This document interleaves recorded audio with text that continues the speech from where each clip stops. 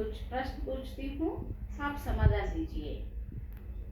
हमारा देश का नाम क्या है? हमारा देश का नाम क्या है? మన దేశం పేరు ఏమిటి? हाँ, भारत देश। మన దేశం పేరు భారతదేశము। और दूसरी प्रश्न, हमारे देश में बहने वाली कुछ नदियों के नाम बताइए। हमारे देश में बहने वाली कुछ నదియోं के नाम बताइए అంటే మన దేశంలో ప్రవహించే కొన్ని నదుల పేరు చెప్పండి। बताइए। गंगा, यमुना, कृष्णा, गोदावरी, ब्रह्मपुत्र आदि नदियाँ बहती हैं। भारत देश में गंगा नदी बहती है, यमुना नदी बहती है, कृष्णा नदी बहती है। इसी तरह और कुछ नदियाँ भी बहती हैं। भारत देश में कौन कौन सा नदियाँ बहती है? यमुना नदी बहती है भारत देश में, कृष्णा नदी बहती है भारत देश में, गंगा नदी भी बहती है। भारत देश में गंगा नदी बहती है। इस वाक्य को प्रश्न बनाइए आप। भारत देश में गंगा नदी बहती है, इस वाक्य को प्रश्न बनाइए। हाँ, बताइए। जिस देश में गंगा बहती है, जिस देश में गंगा बहती है। हाँ, आज का हम 9वीं कक्षा के अंदर एक पहली पाठ जिस देश में गंगा बहती है पाठ के बारे में जानेंगे। कौन सा पाठ? जिस देश में गंगा बहती है, 9वीं कक्षा के पहले पाठ। जिस देश में गंगा बहती है पाठ के कवि शैलेंद्र कुमार जी हैं। कवि कौन है? श्री शैलेंद्र कुमार।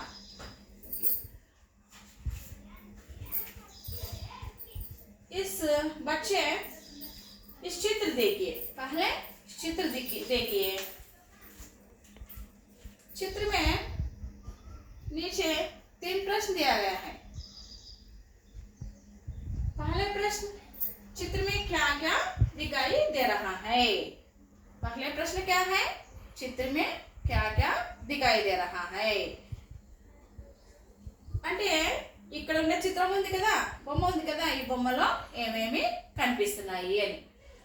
चित्र में एक कबूतर दिखाई दे रहा है और एक सूरज भी है और कुछ पौधे भी है, पौधे के फूल भी खिले हैं और 3 रंग भी दिखाई दे रहा है इस चित्र में। केसरिया रंग, सफेद रंग, हरा रंग दिखाई दे रहा है। और इन 3 रंग और कहाँ दिखाई दे रहा है हमको? बच्चे बताइए, हमको कहाँ इन 3 रंग दिखाई दे रहा है? हाँ, हमारा जातीय झंडा में भी 3 रंग है। ऊपर वाली पट्टी केसरी रंग में है और बीच में सफेद रंग होते हैं हमारा जातीय झंडा में, और नीचे हरा रंग होते हैं। इस हमारा झंडे के 3 रंग भी इस चित्र में दिखाई दे रहा है। केसरी रंग त्याग के चिन्ह है, त्याग और बलिदान के चिन्ह है। और बीच में रहने वाली सफेद रंग शांति के सूचक है। और नीचे हरा रंग है ना, इस हरा रंग सुख समृद्धि के लिए सूचक है।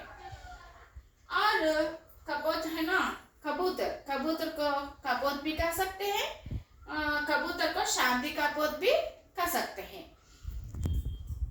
ओके। और दूसरा प्रश्न, उड़ना, चमकना, खिलना आदि शब्द इस चित्र में किनसे जुड़ सकते हैं? उड़ना माने क्या है? उड़ना అంటే ఎగురుట। చమక్నా माने మెరియడం। खिलना అంటే వికసించుట। आदि शब्द इस चित्र में किनसे जुड़ सकते हैं అంటే ఇవన్నీ ఎగురుట, మెరియుట, వికసించుట, ఈ 3 పదాలు కూడా ఇక్కడ ఉండే ఈ బొమ్మ ఈ చిత్రంలో దేనితో కలిసి ఉన్నాయి. దేనికి సూచిస్తున్నాయి? ఈ ఉడ్నా అనేది ఏ బొమ్మతో సూచిస్తుంది అంటే ఇక్కడ కబూతర్ ఫ్లై చేస్తుంది కదా, అంటే కబూతర్ ఎగురుతా ఉంది కాబట్టి ఉడ్నా అనే పదము ఈ కబూతర్కి సరిపోతుంది. తర్వాత చమక్న అంటే మెరుసుట. సూర్యుడు కిరణాల వల్ల మెరుస్తుంటాడు దినంలో, అంటే పగలు సమయంలో సూర్యుడు ఎలా ఉంటాడంటే బాగా మెరుస్తూ ఉంటాడు, అంటే సూర్యకిరణాల వల్ల మెరుస్తుంటాడు కాబట్టి ఈ చమక్న అనే పదం ఈ సూర్యుని బొమ్మకి సరిపోతుంది.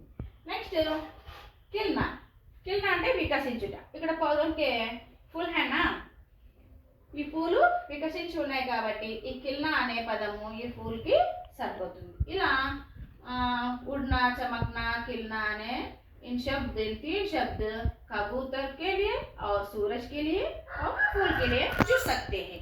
इवन्निटितो पोल्चवच्चु మనం सर చూడవచ్చు. और तीसरी प्रश्न है, इस चित्र से हमें क्या संदेश मिलता है? इस चित्र से हमें क्या संदेश मिलता है అంటే ఈ చిత్రంలో నుంచి మనకు ఏం సందేశం ఉంది ఈ చిత్రం వల్ల? అలాగే ఈ చిత్రంలో ఇంకా ఏం కనిపిస్తుందంటే ఒక చిన్న కవిత లాంటిది లేకపోతే గీత అని చెప్పుకోవచ్చు. ఒక 4 पंक्तियों के लिए एक छोटा सा पद्य दिया गया है, इसके बारे में देखना है. शांति का संदेश जहाँ है, सबका सम्मान जहाँ है, गीत खुशी के गाते जहाँ है, ऐसा भारत और कहाँ है. शांति का संदेश जहाँ है. శాంతి మనే క్యా హై? శాంతి అంటే ఏం కొట్లాట్లకి పోకోకుండా శాంతిగా ఉండడం అన్నమాట. శాంతి కా సందేశ్ జహా హై అంటే అలాంటి శాంతి యొక్క సందేశం అనేది ఎక్కడైతే ఉంటుందో.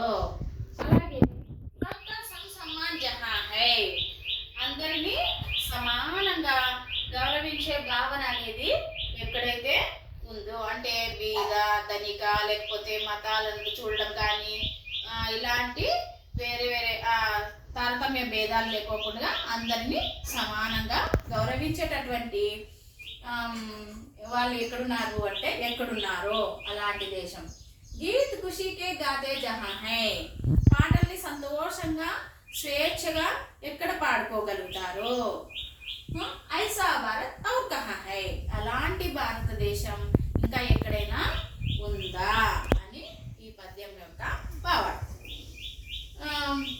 ఇలాంటి అంటే శాంతి యొక్క సందేశం ఎక్కడ ఉందో, అలాగే సమానత్వం అనేది ఎక్కడ ఉందో, అలాగే స్వేచ్ఛగా పాటల్ని పాడుకునే వాళ్ళు ఎక్కడున్నారో అలాంటి భారతదేశం ఎక్కడైనా ఉందా అంటే లేదనే చెప్పాలి. మన భారతదేశంలోనే అలా స్వేచ్ఛగా పాడుకోగలుగుతారు, స్వేచ్ఛగా ఉండగలుగుతారు ప్రజలంతా కూడా.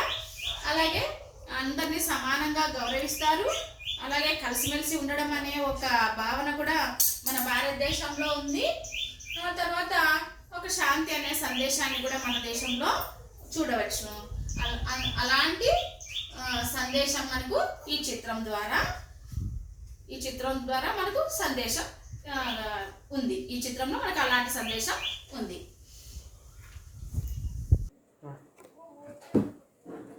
उद्देश्य, इस पाठ का उद्देश्य क्या है? इस पाठ का उद्देश्य हम जानेंगे अब. हमारा भारत महान देश है. यहाँ गंगा यमुना जैसी पवित्र नदियाँ बहती हैं.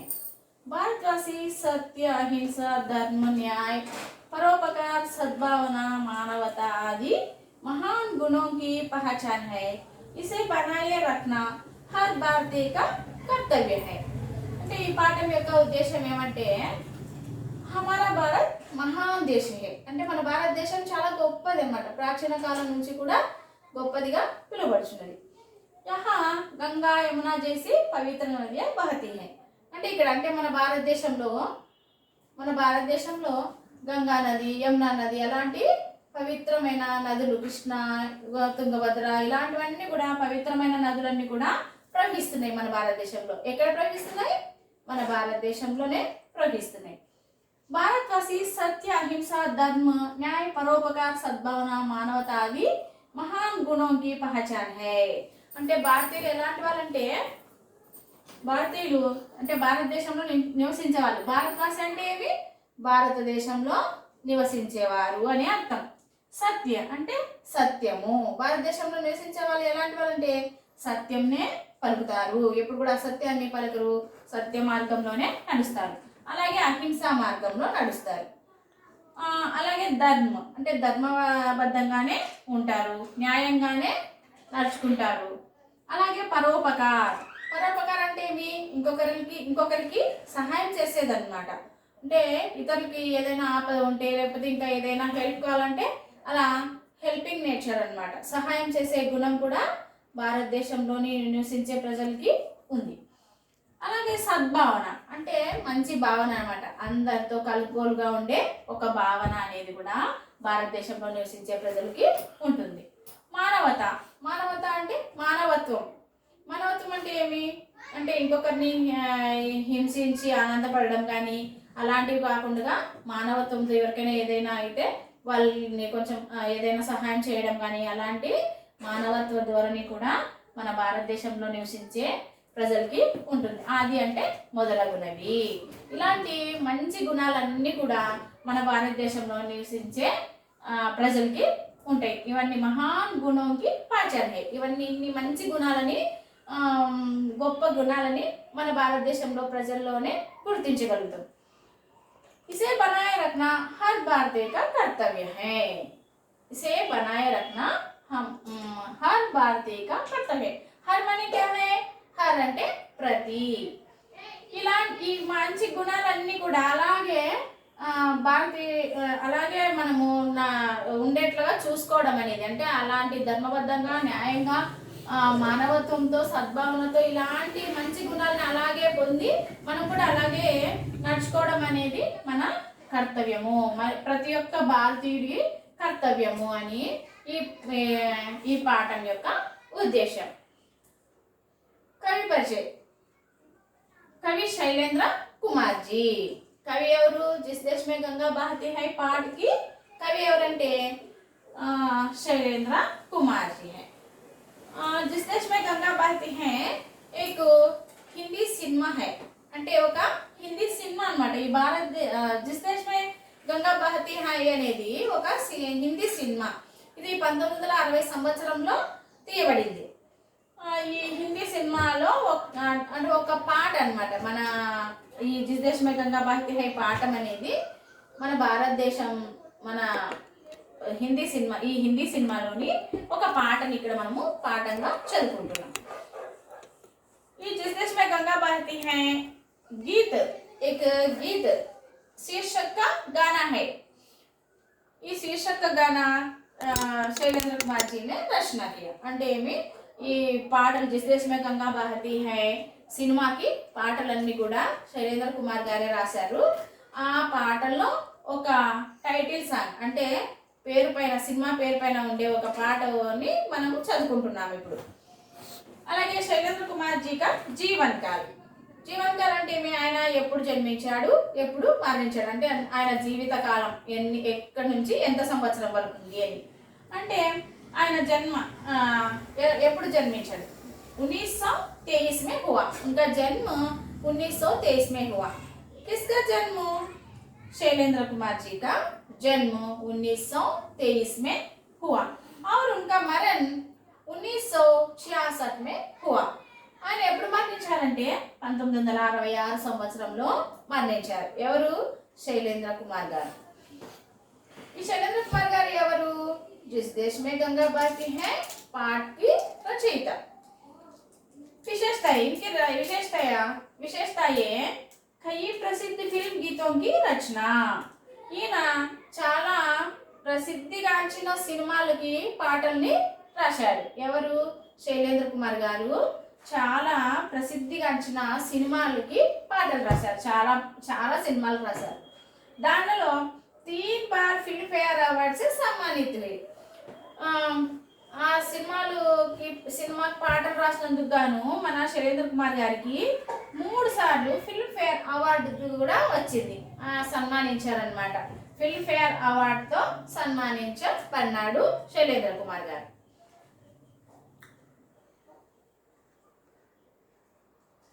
గీత్ గీత్ అంటే ఈ शीर्षक गाना हमारा पाठ है ना. पहले 4 पंक्तियां हैं, 4 पंक्तियों के बारे में जानेंगे अब। पहले 4 पंक्तियां इस तरह है।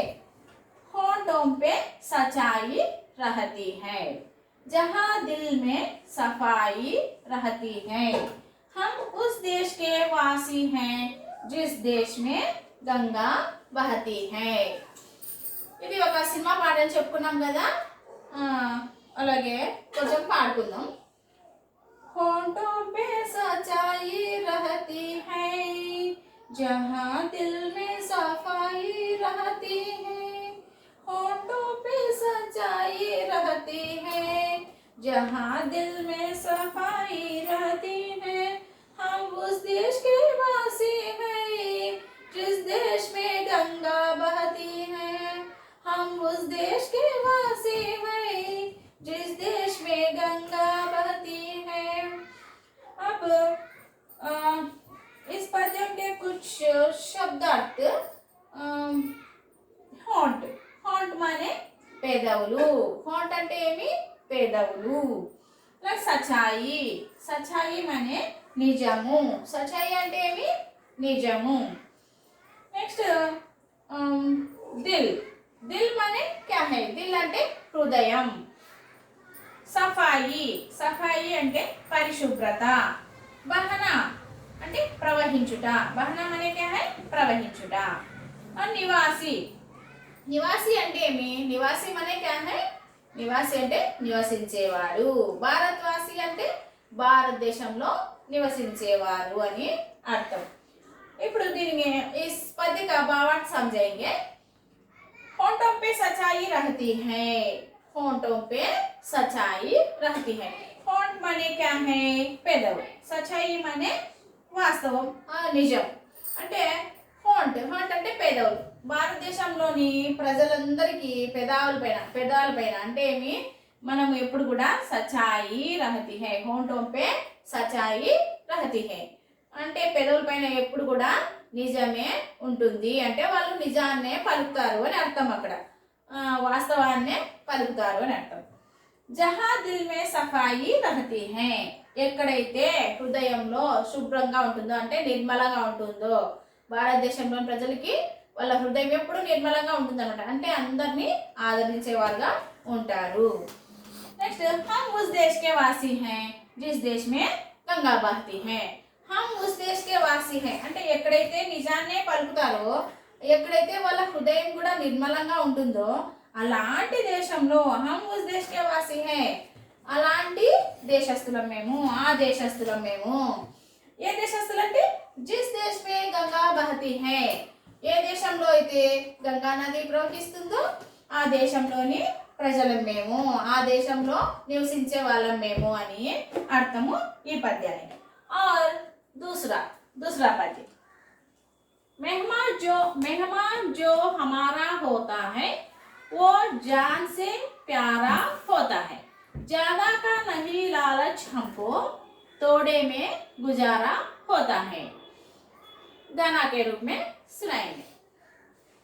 मेहमान जो हमारा होता है, मेहमान जो हमारा होता है वो जान से प्यारा होता है, और जान से प्यारा होता है, ज्यादा का नहीं लालच हमको, ज्यादा का लालच नहीं हमको, तोड़े में गुजारा होता है, तोड़े में गुजारा होता है, हम उस देश के वासी हैं जिस देश में गंगा बहती है, हम उस देश के वासी हैं जिस देश में गंगा बहती है। अब कुछ शब्द। मेहमान, मेहमान मैंने అతిథి, అతిథి అంటే ఏమి బంధువులు అని అర్థం। నెక్స్ట్ జాన్, జాన్ అంటే ప్రాణము, జాన్ అంటే ఏమి ప్రాణము। నెక్స్ట్ ప్యారా, ప్యారా అంటే ప్రియమైన। జాదా, జాదా అంటే ఎక్కువ। నహి లేదు। లాలచ్, లాలచ్ అంటే దురాశ। తోడా, తోడా అంటే కొంచెము। గుజారా, గుజారా అంటే జరుగుబాటు।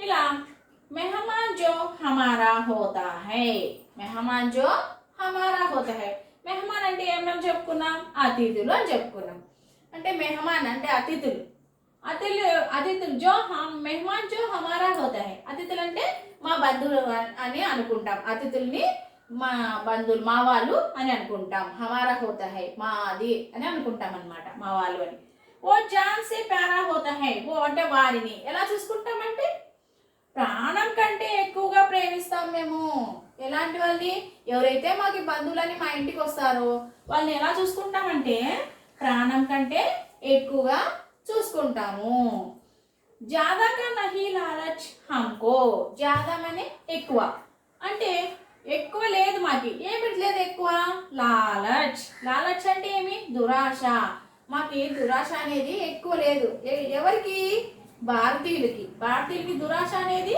ఎక్కువ లేదన్నమాట దురాశ అంటే ఏమి అంతా మాకే కావాలి అన్నీ మేమే తెచ్చుకోవాలి వేరే వాళ్ళకి ఏమీ ఉండకూడదు ఇలాంటివి అనమాట దురాశ అంటే ఏమి ఆశ ఎక్కువగా ఉండడం అనమాట వేరే వాళ్ళకి ఏమి ఉండకూడదు అన్నీ మాకే ఉండాలి అనే ఒక భావన అలాంటి భావన మనకి మన భారతదేశంలో ఉండే వాళ్ళకి లేదు మన భారతీయ ప్రజలు ఎలాంటి వాళ్ళంటే దురాశ లేనటువంటి వాళ్ళు ఎక్కువ దురాశ అనేది లేనటువంటి వాళ్ళు మన భారతీయులు తోడే మే గుజారా హోతా హై తోడే మే గుజారా హోతే హై తోడే అంటే కొంచెంతో మేము జరిపించుకుంటాము అని అంటే మాకు ఇంటికి సరిపడా మాకు సరిపడా ఉంటే చాలు ఎక్కువ ఉండేదంతా మాకే కావాలా అనే ఒక దురాశ అనేది లేదు ఎంత ఉంటే దాంట్లో మేము సర్దుకొని మేము జరిగించుకునే వాళ్ళం మేము అంటే సర్దుకొని నివసించే వాళ్ళము బతికే వాళ్ళము అని అర్థం ఇక్కడ అంటే దురాశ ఎక్కువ లేకుండా ఎక్కడైతే కొంచెంతోనే సర్దుకొని జీవితాన్ని జరిపిస్తామో అలాంటి భారతదేశంలో అంటే హమ్ ఉస్ దేశ్ కే వాసి హై అలాంటి దేశంలో ఉండేవాళ్ళం మేము అంటే ఎలాంటి దేశం అది బంధువుల్ని మా వాళ్ళు అనుకొని ప్రాణం కంటే ఎక్కువగా ప్రేమిస్తారు అలాగే ఎక్కువ దురాశ అనేది లేకోకుండా కొంచెంతోనే వాళ్ళు జరుగుబాటు అంటే కొంచెం ఉంటే కూడా సర్దుకొని జీవించే వాళ్ళు అని అలాంటి దేశంలో ఉండేవాళ్ళం మేము అలాంటి దేశంలోని నివాసులం ఏ దేశం అది అంటే జిస్ దేశ్ మే గంగా బహతి హై అంటే ఏ దేశంలో అయితే గంగా నది ప్రవహిస్తుందో ఆ దేశంలో నివసించే వాళ్ళము మేము అని అర్థం ఓకే నెక్స్ట్ థర్డ్ వన్ అంటే तीसरा पद्य बच्चों के लिए जो धरती माँ सदियों से सभी कुछ सहती है हम उस देश के वासी हैं जिस देश में गंगा बहती है गाना के रूप में बच्चों के लिए जो धरती माँ बच्चों के लिए जो धरती माँ सदियों से सभी कुछ सहती है सदियों से सभी कुछ सहती है हम उस देश के वासी हैं जिस देश में गंगा बहती हम उस देश के वासी हैं जिस देश में गंगा बहती है बच्चों के लिए जो धरती माँ सदियों से सभी कुछ सहती है हम उस देश के वासी हैं जिस देश में गंगा बहती है जिस देश में गंगा बहती है अब कुछ शब्दार्थ धरती అంటే भूमि धरती माने क्या है भूमि धरती को पर्याय शब्द पृथ्वी कह सकते हैं भूमि कह सकते हैं इसी तरह पर्याय शब्द भी आते हैं धरती माने भूमि सदी माने శతాబ్ది సది అంటే ఏమి శతాబ్ది సబి అంటే అన్ని సహనా సహించుట సహనా అంటే సహించుట అంటే ఇవి బచ్చోం కే లియే జో ధర్తీ మాँ అంటే బచ్చా అంటే పిల్లల కోసము అమ్మ ఎలా చూస్తుంది అలాగే మన భారతదేశంలోని ప్రజలందరికీ కూడా భూమిని అమ్మతో పోల్చినారనమాట ధర్తీ మాँ అంటే మన దేశంలోని ప్రజలందరినీ కూడా ధర్తీ మాँ ఎలా చూసుకుంటుందంటే ఒక చిన్న పిల్లల్ని వాళ్ళ అమ్మ ఎలా చూసుకుంటుందో మన భర్త భూమిని కూడా అంటే భారత మాత అని పిలుస్తాం మనం భారతదేశాన్ని ఏమని పిలుస్తాం మాత అమ్మతో పోల్చుతాం అన్నమాట భరత మాత అని పోల్చుతాం అలాగా బచ్చోంకి లియే ధర్తీ మా అంటే పిల్లల్ని ఆ అమ్మ ఎలా చూసుకుంటుందో మనందరినీ కూడా అంటే భారతదేశంలో నివసించే వాళ్ళందరినీ కూడా భూమి మాత అలా చూసుకుంటుంది అని అర్థం. ఎలా చూసుకుంటుంది? సదియోన్ సే సభీ కుచ్ సహతి హై. సదియోన్ సే అంటే సది అంటే శతాబ్ది, అంటే శతాబ్దాల నుంచి కూడా మనము ఎన్నో చేస్తుంటాం. ఎంతమంది నివసిస్తాం కదా ఇక్కడ, ఎన్నో చేస్తుంటాం. అమ్మ పైన ఎలా తొక్కులాడి అంత చేస్తుంటాం, అలాగా ధర్తీమా పైన ఇంతమంది ప్రజలు అంటే భర్తమాత యొక్క ముద్దు బిడ్డలం అనమాట. మనం అందరూ కూడా మనం అన్ని ఎన్నో పనులు చేస్తుంటాం, మంచి పనులు చేస్తుంటాం, చెడు పనులు చేస్తుంటాం. అవన్నీ కూడా అమ్మలాగా ఓర్చుకొని ఆదరిస్తుంది ధర్తీమా అని. అలాగా మనము భారతదేశాన్ని భర్తమాతని, భూమిని భర్తమాత అని పోల్చుకున్నాం అనమాట. అమ్మతో పోల్చడం భూమిని. సదియోన్ సే సభీ కుచ్ సాథీ హై అంటే చాలా శతాబ్దాల నుంచి కూడా మన ధర్తీమా అంటే భూమాత అన్ని కూడా మనం చేసే పనులన్నిటి కూడా సహిస్తూ మనల్ని ఆదరిస్తూ ఉంది. అలాంటి దేశంలో హమ్ ఉస్ దేశ్ కే వాసీ హై అంటే అలాంటి దేశస్తులం మేము. ఎలాంటి దేశస్తులం? జిస్ దేశ్ మే గంగా బహతి హై ఏ దేశంలో అయితే గంగా నది ప్రవహిస్తుందో ఆ దేశంలోని ప్రజలం మేము. అలాంటి పవిత్రమైన గంగా నది ప్రవహించేటటువంటి దేశంలోని నివాసస్తులం మేము. అంటే ఆ దేశం యాది అంటే భారతదేశం. భారతదేశం లాంటి దేశం ఇంకెక్కడా లేదు. మాది మహాన్ దేశం అంటే గొప్ప దేశము అని అర్థము. नेक्स्ट चौथा पद्य। कुछ लोग जो ज्यादा जानते हैं इंसान को कम पहचानते हैं। ये पूरब है, पूरब वाले हर जान की कीमत जानते हैं। गाना के रूप में जानेंगे, गाएंगे। कुछ लोग जो ज्यादा जानते हैं, कुछ लोग जो ज्यादा जानते हैं इंसान को कम पहचानते हैं, इंसान को कम पहचानते हैं। कुछ लोग जो ज्यादा जानते हैं इंसान को कम पहचानते हैं। ये पूरब है पूरब वाले, ये पूरब है पूरब वाले हर जान की कीमत जानते हैं, हर जान की कीमत जानते हैं। ए पूरब है पूरब वाले हर जान की कीमत जानते हैं। हम उस देश के वासी हैं जिस देश में गंगा बहती है। हम उस देश के वासी हैं जिस देश में गंगा बहती है। अब बात समझाएंगे। कुछ लोग जो ज्यादा जानते हैं, कुछ लोग, कुछ अंटे में शब्दार्थ, कुछ शब्दार्थ लोग అంటే ప్రజలు. లోగ్ మనే క్యా హై? ప్రజలు. జాన్నా తెలుసుకొనుట, జాంతే అంటే జాన్నా తెలుసుకొనుట. ఇన్సాన్, ఇన్సాన్ మనే మానవుడు. ఇన్సాన్ का और एक पर्याय शब्द बताइए। మానవుడు అనేకి ఆద్మీ कह सकते हैं। ఇన్సాన్ మానవుడు.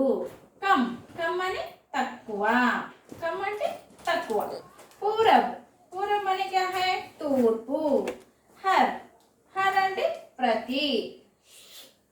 जान, जान माने ప్రాణము. कीमत, कीमत అంటే విలువ. कुछ लोग जो ज्यादा जानते हैं, कुछ लोग అంటే కొంతమంది, అంటే కొంతమంది ప్రజలు. లోగ్ అంటే చెప్పుకున్నాం మనము, ప్రజలు అని చెప్పుకున్నాం కదా. कुछ लोग అంటే కొంతమంది, जो ज्यादा जानते हैं మేము ज्यादा అంటే ఎక్కువ, మాకి బాగా ఎక్కువ తెలుసు అనుకుంటారు అనమాట. జాంతే హై అంటే మీరు జాన్నా అంటే తెలుసుకుంటా, అంటే మాకు చాలా తెలుసు అని ఒక ఇది ఉంటుంది అనమాట కొంతమందికి. కానీ ఇన్సాన్ కో కమ్ పహచాన్తే హై, కానీ వాళ్ళు మానవుల గురించి అంటే ప్రజల గురించి ఏం తెలుసుకోలేండ్రు. ఊరినే చాలా తెలుసు అని అనుకుంటారు, కానీ ఇక్కడ ప్రజల గురించి కానీ మానవుల గురించి ఏం తెలిసిండదు అట్లాంటి వాళ్ళకి. ఏ పూరబ్ హై పూరబ్ వాలే అంటే మనం అందరం కూడా అంటే భారతదేశంలో ఉండే ప్రజలందరూ ఉన్నాం కదా. ఎటువైపు ఉన్నామంటే మనం ప్రపంచ పటంకి, ప్రపంచంలో ఏ దిశలో ఉన్నామంటే మనము పూరబ్లో ఉన్నాం. పూరబ్ అనే క్యా హై? తూర్పు, తూర్పు వైపున మనం ఉన్నాం. ప్రపంచ పటంలో మన ఇండియా ఎటువైపు ఉందంటే తూర్పు వైపున ఉంది. అందుకు మనల్ని ఏమని పిలుస్తారు? పూరబ్ వాలే అంటే తూర్పు వాసులు అని పిలుస్తారు. ఏమని పిలుస్తారు? తూర్పు వైపున ఉన్నందున మన ఇండియా, ప్రపంచంలో తూర్పు వైపున మన ఇండియా ఉంది కాబట్టి మనల్ని తూర్పు వాసులు అని పిలుస్తారు. పూర్వ వాసే कहते हैं, पूर्व वाले कहते हैं. हर जान की कीमत जानते हैं. हर అంటే ప్రతి, జాన్ మనే ప్రాణం అని చూసుకున్నాం కదా ఇక్కడ. హర్ అంటే ప్రతి, ప్రతి ఒక్క ప్రాణం విలువ కూడా మాకు తెలుసు అని. అంటే భారతదేశంలో ఉండే వాళ్ళు ప్రతి ఒక్క ప్రాణం విలువ తెలుసు, అందరి ప్రాణాలు విలువ అన్నమాట. అంటే ఒక మనుషులనే కాదు, జీవ జంతువులు అన్ని యొక్క ప్రాణం విలువ తెలుసు. వచ్చే अब कुछ व्याकरणांशों के बारे में समझाएंगे. पहले पर्याय शब्द. कौन सा शब्द? पर्याय शब्द. पर्याय शब्द माने पर्याय पदालु. और एक पद से भी कह सकते हैं सही अर्थ वाले शब्द. सही अर्थ वाले शब्द माने भी पर्याय पदालु. ओके. मेहमान, अतिथि. मेहमान माने अतिथि. अतिथि అంటే కూడా అతిథినే. मेहमान అంటే కూడా अतिथि, अतिथि అంటే కూడా अतिथि. అంటే अनेक शब्द होते हैं, अनेक शब्द को भी एक अर्थ होते हैं. అంటే ఎక్కువ ఎన్ని పదాలు, ఒక రెండు మూడు పదాలు ఉంటే కూడా ఒకటే అర్థం వచ్చే పదాలని पर्याय పదాలు అని అంటాము. अनेक शब्दों को एक ही अर्थ वाले शब्दों को पर्याय शब्द कहते हैं. అంటే అనేక పదాలకి ఒకే అర్థం వచ్చేటటువంటి పదాన్ని పర్యాయ పదము అంటాము. ఈ పర్యాయ పదాన్ని సహీ అర్థ వాలే శబ్ద भी कह सकते हैं. అంటే పర్యాయ పద సహీ అర్థ వాలే శబ్ద దో भी एक ही अर्थ होते हैं. పర్యాయ పదము అని అర్థం అనేది వస్తుంది. ఇక్కడ మనము చెప్పుకుంటే पानी అనే శబ్ద ఉంది కదా, पानी शब्द है ना. पानी शब्द को जल भी कह सकते हैं, पानी कह सकते हैं, नीर कह सकते हैं. इसी तरह और ज़्यादा शब्द और अनेक शब्दों के लिए एक अर्थ होते हैं. इसको पर्याय शब्द कहते हैं. यहाँ मेहमान, अतिथि. मेहमान माने బంధువు, అతిథి అంటే కూడా బంధువు. రెండింటికి కూడా ఒకే అర్థం వస్తుంది. చీజ్ వస్తు, మాల్. చీజ్ మనే వస్తువు. వస్తువు అంటే చీజ్ అంటే కూడా వస్తువే, వస్తువు అంటే వస్తువు, మాల్ అంటే కూడా వస్తువు. లడకా, బచ్చా, బాలక్. ఏకే అర్థ होते हैं. లడకా మనే బాలుడు, బచ్చా అంటే కూడా బాలుడు, బాలక్ అంటే కూడా బాలుడు. ఒకే అర్థం వచ్చింది కదా మూడు పదాలకి కూడా. ఇలా अनेक शब्दों के लिए एक अर्थ होता है. इसको पर्याय शब्द कहते हैं. दिल, हृदय, कलेजा.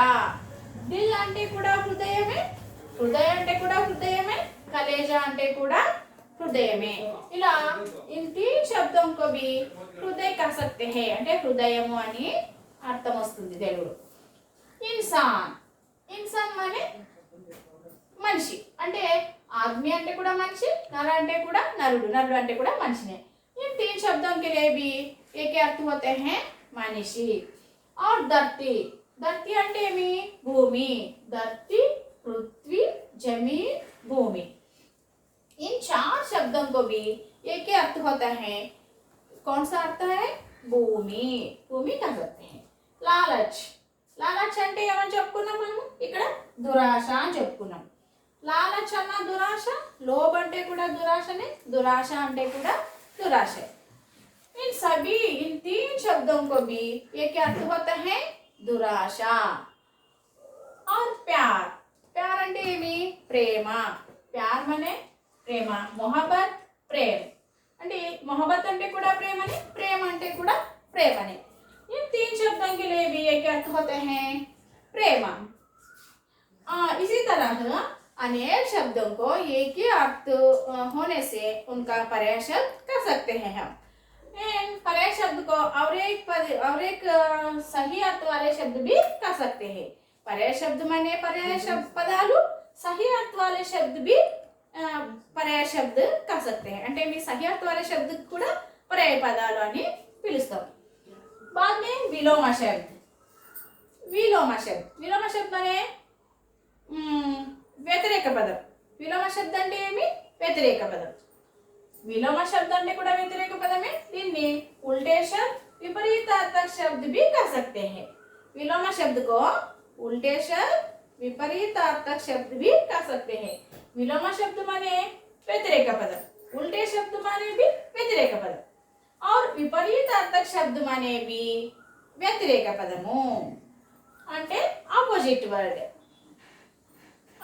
यहाँ देखने से सच्चाई, सच्चाई माने निजायती, सच्चाई అంటే निजम। इस पद को उल्टे शब्द कौन सा है? झूठ అంటే అబద్ధం। సచ్ అంటే నిజము, झूठ అంటే అబద్ధము।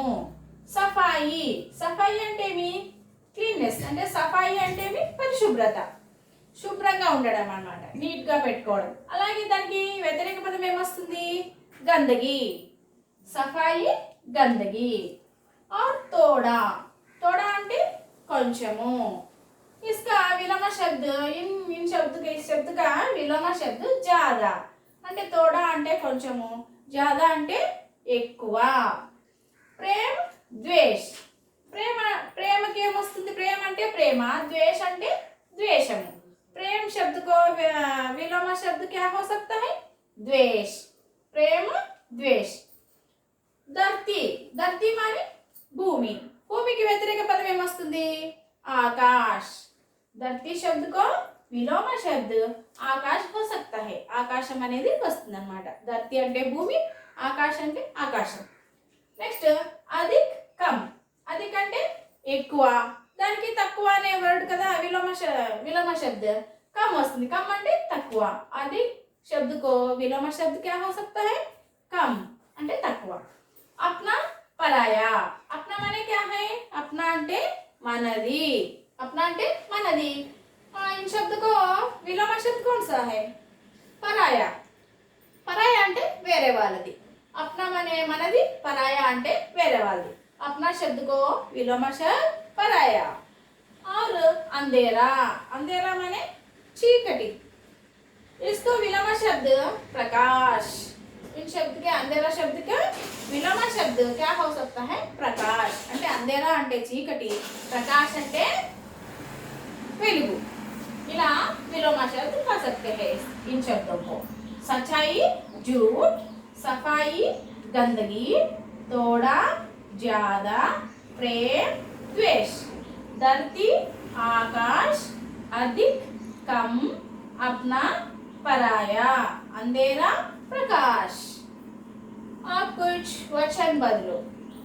वचन बदलो माने क्या है? वचन अंटे एक वचन में एक चीज है, एक चीज है तो एक वचन कह सकते हैं। यहाँ एक पेंसिल है, इसको एक वचन कह सकते हैं। और एक दो और ज्यादा हो सकते हैं ना, उसको क्या क्या बताते हैं? हम बहुवचन कह सकते हैं। अब कुछ पद है नीचे। यहाँ नदी, नदी में नदी माने नदी, ఒక నది అన్నమాట। नदिया, नदिया అంటే बहुवचन शब्द।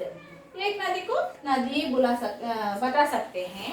नदी అంటే एक कृष्णा नदी, गंगा नदी, गंगा नदी అంటే ఒకటే నది కదా, దానికి ఏకవచन कह सकते हैं। नदिया माने नदुलु, कृष्णा, गंगा, गोदावरी, यमुना, इन सभी को नदुलु कह सकते हैं हम। और एक वचन बहुवचन, नदी नदिया। लड़की लड़किया, लड़की लड़किया। लड़की माने ఒక బాలిక, ఒక బాలిక అంటే ఏకవచన్, లడికియా అంటే బాలికలు, ఇద్దరు కావచ్చు, 10 మంది కావచ్చు, ఎంతమంది అయినా కావచ్చు, बहुवचन में लड़कियां बोल सकते हैं। और रोटी रोटिया, రోటీ माने ఏకవచన్, ఒక రోటీ గురించి చెప్తున్నాం। రోటియా అంటే बहुवचन शब्द, రొట్టెలు అని। అంటే ఒకటి అన్నప్పుడు ఏకవచనంలో రోటీ అవుతుంది, అదే बहुवचन में रोटियां बन सकते हैं। और खुशी खुशिया, సంతోషం సంతోషాలు అని। అంటే ఎక్కువ మంది ఉన్నప్పుడు సంతోషంగా ఉన్నారు అంటాం కదా, ఉన్నారు అన్నప్పుడు बहुवचन शब्द వస్తుంది అక్కడ, खुशिया बोल सकते हैं। बच्चा बच्चे, बच्चा माने एक, ఒక పిల్లవాడు కావచ్చు, అమ్మాయి కావచ్చు, కాబట్టి బచ్చా ఒక పిల్ల కావచ్చు, అబ్బాయి కావచ్చు చెప్పచ్చు। బచ్చే అంటే పిల్లలు, అంటే అబ్బాయిల్ని అమ్మాయిల్ని అందరిని కలిపి పిల్లలు అని చెప్తాం। अला एक वचन में बच्चा कहते हैं, बहुवचन में बच्चे कहते हैं। చీజ్ చీజే, చీజ్ అంటే ఒక వస్తువు, ఒక దాని గురించి చెప్తాం. చీజ్ అంటే వస్తువు ఏకవచन, చీజే माने వస్తువులు అంటే బహువచन शब्द. कीमत कीमते, कीमत माने వేల. ఈ కీమతే అంటే వేలలు అని కాదు, కానీ ఇక్కడ కీమతే అంటే ఎక్కువ కొన్నప్పుడు చెప్తాం కదా, అది కీమతే అని వస్తుంది. నెక్స్ట్ వన్ రాత్ రాతే అంటే రాత్రులు. రాత్ అంటే ఒకటి సింగిల్, రాత్రి అంటాము. రాత్రులు అంటే చాలా ఎక్కువ రాత్రుల్ని రాత్రులు అని పిలుస్తాం. ఇలా ఏకవచन बहुवचन कर सकते हैं. और नेक्स्ट उपसर्ग.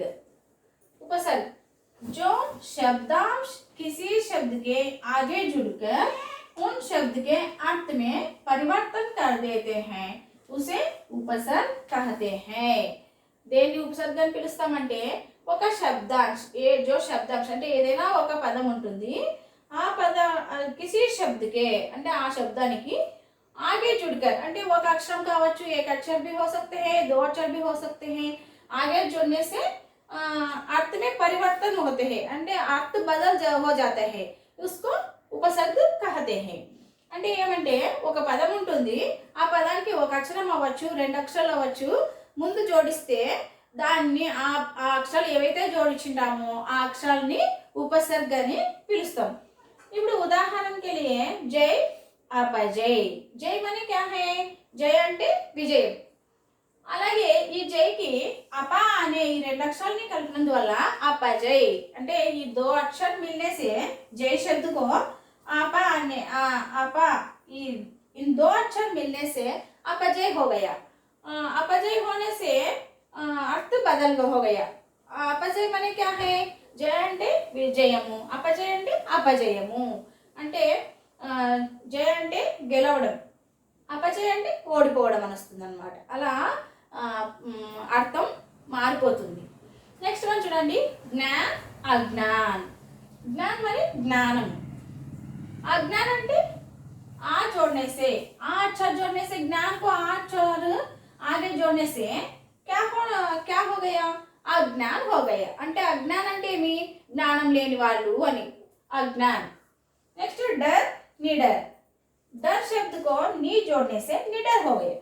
डर అంటే ఏమి, डर అంటే భయం, నిడర్ అంటే భయం లేని అని. డర్ అంటే భయం ఉండేవాళ్ళు, నిడర్ అంటే భయం లేని. ఈ నీ చేర్చడం వల్ల భయం లేని అని వచ్చేసింది. ఇలా ఒక శబ్దానికి ఇంకొక శబ్దానికి ఈ ఉపసర్గ जोड़ने से अर्थ बदल हो जाता है, इसलिए इसका उपसर्ग कहते हैं. వార్ పరివార్. వార్ అంటే ఏమి, వార్ అంటే యుద్ధము అలా వస్తుంది. పరివార్ అంటే కుటుంబం అని వస్తుంది. వార్ అంటే యుద్ధం అన్నప్పుడు, పరివారం అన్నప్పుడు కుటుంబం. ఎంత చేంజ్ అయింది కదా అర్థం ఇక్కడ. ఓకే, నెక్స్ట్ వన్ దిన్ ప్రతిదిన్.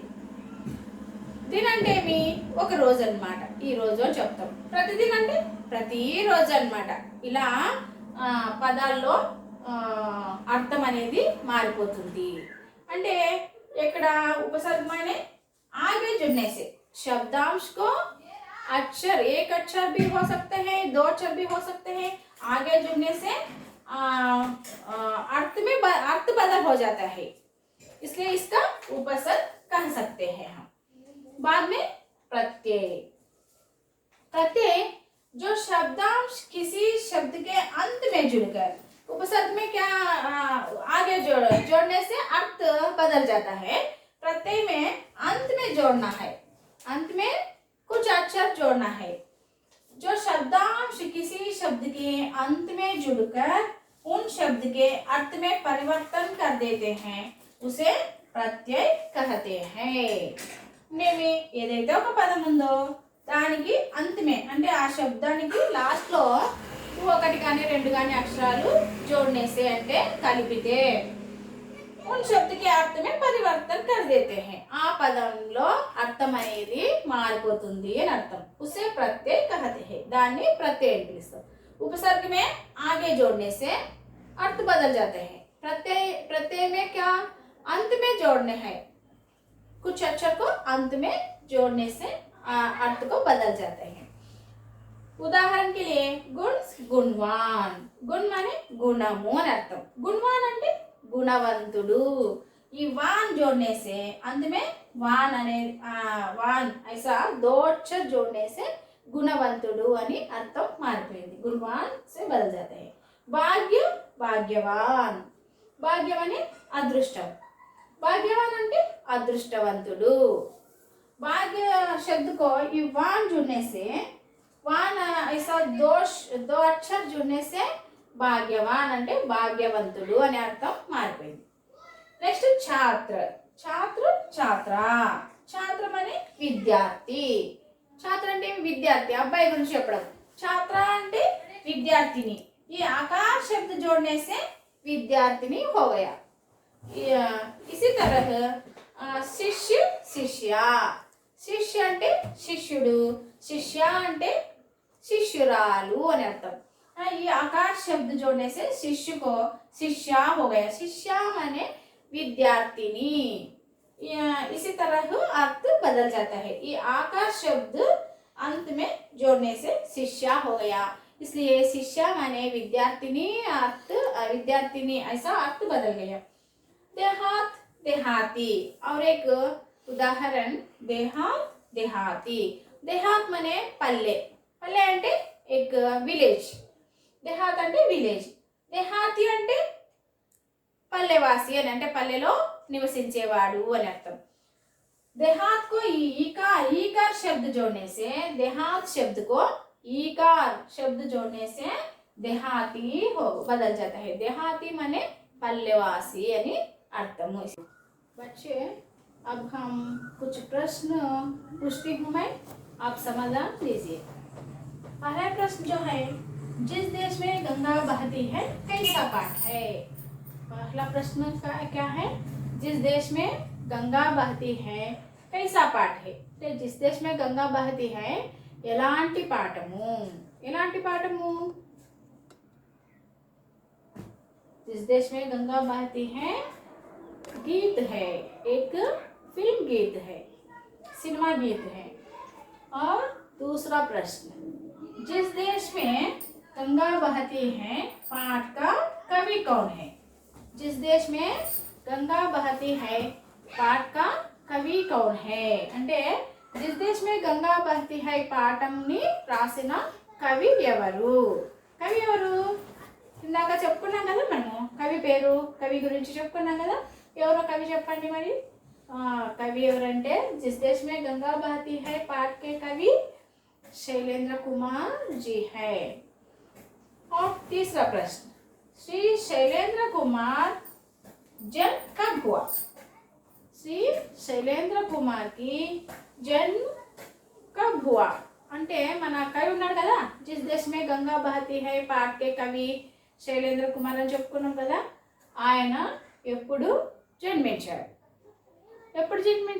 జీవనకాలం చెప్పుకున్నాం కదా మనము చెప్పండి మరి ఓకే श्री शैलेंद्र कुमार की जन्म 1923 में हुआ 1923 में हुआ అంటే 1923 సంవత్సరంలో ఆయన జన్మించాడు మళ్ళీ ఎప్పుడు మరణించాడు అది కూడా చెప్పుకున్నాం కదా 1966 में हुआ అంటే 1966 माने 1966 సంవత్సరంలో మరణించారు ఇంకా జన్మ అంటే 1923 సంవత్సరం 1923 में जन्म हुआ और उनका मरण 1966 में हुआ यहाँ जन्म कब हुआ అంటే జన్మ ఒకటే ఎప్పుడు జన్మించాడని మాత్రమే అడిగాం కాబట్టి 1923 इस प्रश्न का उत्तर 1923 అంటే 1923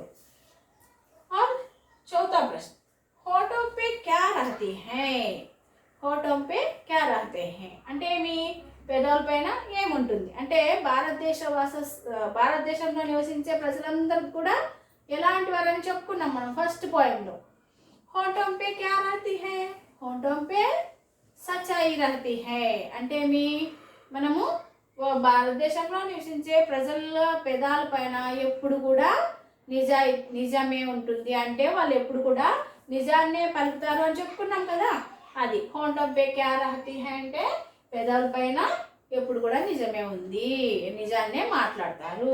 హోంఠం పే సచ్చాయి రహతి హై. నెక్స్ట్ प्रश्न, भारतीयों के दिल में क्या रहती है? भारतीयों के दिल में क्या रहती है? భారతీయుల के दिल में అంటే భారతదేశంలో నివసించే వాళ్ళ హృదయంలో ఏముంటుంది, ఏముంటుందని చెప్పుకున్నాం. भारतीयों के दिल में सफाई रहती है, है ना. సఫాయి रहती है అంటే భారతదేశస్తుల హృదయం ఎప్పుడు కూడా నిర్మలంగా ఉంటుంది అని అర్థం దానికి. అంటే సఫాయి रहती है, भारतीयों के दिल में सफाई रहती है. उत्तर. और लास्ट प्रश्न, धरती शब्द को पर्याय शब्द क्या है? धरती शब्द को पर्याय शब्द क्या है? धरती माने क्या है? धरती అంటే భూమి అని చెప్పుకున్నాం. పర్యాయ పదాలు ఏంటివి? ధర్తీకి పర్యాయ పద అంటే పర్యాయ పదాలు అని చెప్పుకున్నాం. కొన్ని చెప్పుకున్నాం మనం పర్యాయ పదాల్లో. ధర్తీ శబ్దగా పర్యాయ పద कहना है अभी. ఇప్పుడు ధర్తీ శబ్దకో పర్యాయ శబ్ద క్యా హై అంటే ధర్తీ అంటే భూమి, అలాగే పృథ్వీ భూమి भी कहते हैं. धरनी ऐसा शब्द भी कहते हैं. धरनी माने భూమి, ధర్తీ అంటే కూడా భూమి, భూమి అంటే కూడా భూమి, పృథ్వీ అంటే కూడా భూమి. ఇవన్నీ కూడా ధర్తీ శబ్దకి పర్యాయ శబ్దాలు.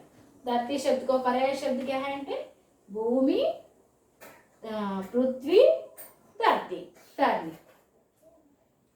अंत में एक गृह कार्य के संबंधित एक प्रश्न दिया है, यहाँ आप लिखकर लाइए. प्रश्न क्या है?